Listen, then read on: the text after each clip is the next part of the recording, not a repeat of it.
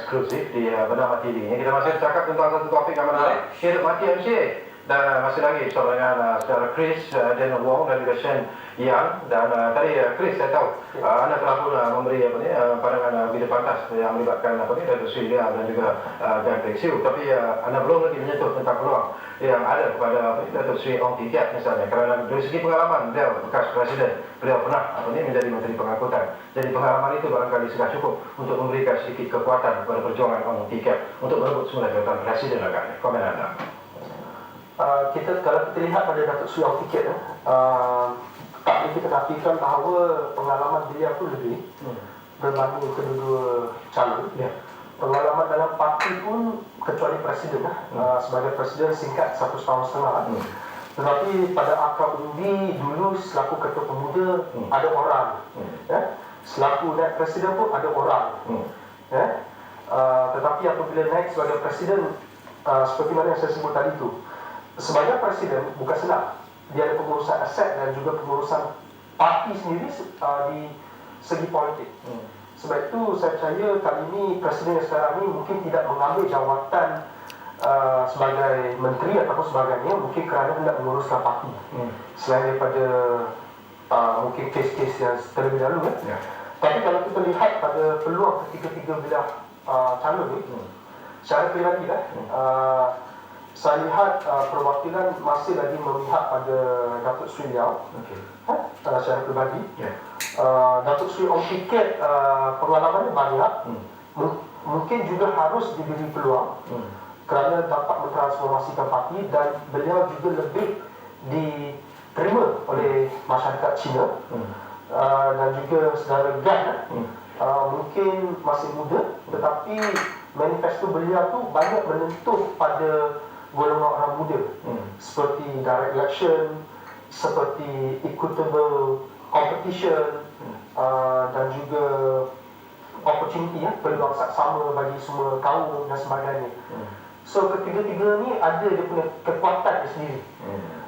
Cuma apa yang saya harapkan, saya bukan nak kata siapa saya sokong, tetapi apa yang saya harapkan ialah perwakilan dapat memilih secara bijak. Bukan saja untuk parti, tetapi untuk kaum dan masyarakat Cina itu sendiri. Seperti mana yang saya sebut sebelum tadi itu, MCA dilihat dahulu sebagai hanya penjaga sekolah Cina, penjaga Cina. Kita harus melangkah ke satu sudut yang lebih jauh lagi. Kita harus membangkang ataupun menerima polisi yang dibawa oleh kerajaan. Maksudnya lebih vokal.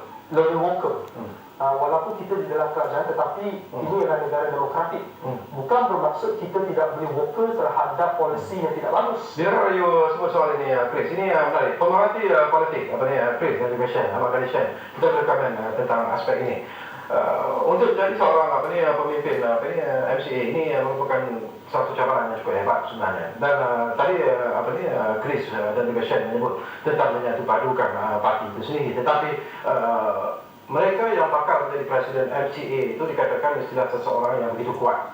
Kuat bukan dari segi kerjanya, tapi dari segi semangat, kekuatan yang di luaran untuk menyatu padukan satu hal MCA, tetapi menyatu padukan kerjasama dalam barisan nasional itu sendiri, itu juga dia perlukan sebenarnya. Jadi komen, saudara. Saya bersetuju dengan apa yang diutarakan oleh saudara. Perpaduan dalam kalangan barisan nasional lebih penting sebab MCA tidak mampu orang kata bergantung dengan undi orang masyarakat Cina semata-mata saja. Kita perlu sokongan daripada pelbagai Melayu, Cina, India, Sabah, Sarawak, dan ini kita memerlukan kerjasama antara parti komunis dalam barisan nasional. Itu memang satu hakikat yang kita tidak dapat nafikan. Itu yang pertama. Tapi yang kedua, kalau kita lihat calon mana yang lebih dapat orang kata memiliki kerjasama dalaman, memang saya tak nafikan.